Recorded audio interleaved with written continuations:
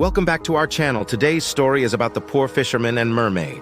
The greedy poor fisherman and the mermaid. What a lesson. Please watch this to the end. You will be happy you did. Before we go on, please make a comment, share, and subscribe to this channel, then press the notification bell. God bless you. The poor fisherman went to fish at sea. Life was challenging for our hard-working friend, the poor fisherman. Every morning he headed towards the high seas, rolling waves, salty sprays, and all to have something on his table to eat. His eyes were like two full moons on a clear, starless night, full of longing and hope for a change in fortune. Every night he would fall asleep, aching and tired from a long day's work with no promise of reward.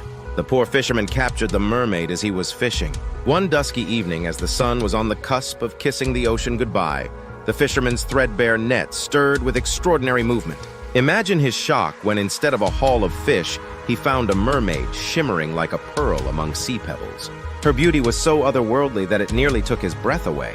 The mermaid begs the poor fisherman not to kill her, but is ready to give whatever the fisherman wanted. The mermaid's silvery eyes began to well up with anticipated gloom. She pleaded, "Spare my life, good sir, and I will grant you anything within my powers." The fisherman's heartstrings twanged with sympathy. His gaze softened, and he hurriedly assuaged the mermaid's fear. The poor fisherman asked the mermaid for a fish, and the mermaid agreed. In his humility, the poor fisherman only asked for enough fish to feed his family daily. And so it happened. His net came alive with bounty. Gold-striped marlins, vivid parrotfish, regal king mackerels. The sea was generous indeed. The fisherman caught so much fish and then returned home. Armed with the heaving weight hanging off his stooped shoulders, he trudged back home, a lowly fisherman no more, but a provider, a victor, a conqueror of the merciless sea. When the fisherman's wife saw the plenty of fish that her husband brought home, she was surprised, and her husband told her what happened.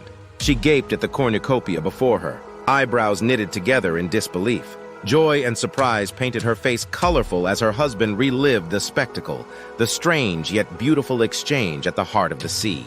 The wife was surprised that her husband did not ask for money. Money, the one thing they perennially lacked.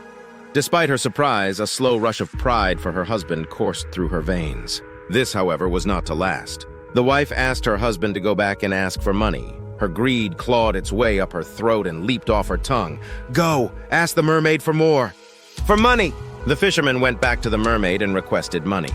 Reluctantly, the humble fisherman returned to the heart of the sea. His heart brimmed with unease and guilt as he conveyed his wife's desire to the generous mermaid. The mermaid told the fisherman to return home and that he would have cars, houses, and wealth before getting home. Ever generous, the mermaid said, "Your wish is my command. When you return home, your life will be a canvas dappled with prosperity and wealth." Before the fisherman got home, his wife was already wealthy.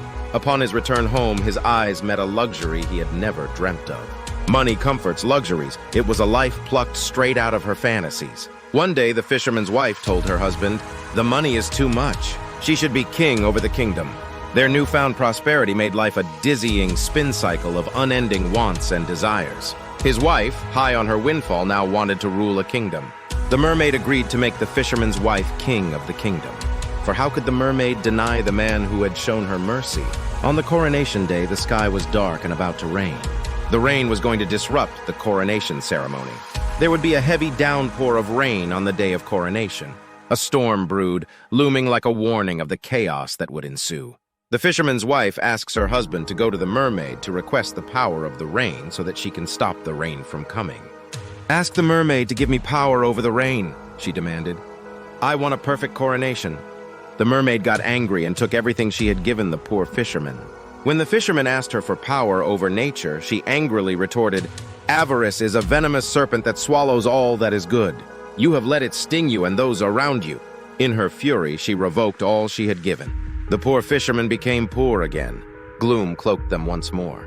They found themselves back in poverty, grappling with a life they had once known. What lesson do we have to learn? My dear friend, the lesson here: do not count your chickens before they hatch, and remember that greed can never be satisfied. It's like quicksand. The more you struggle, the deeper you sink.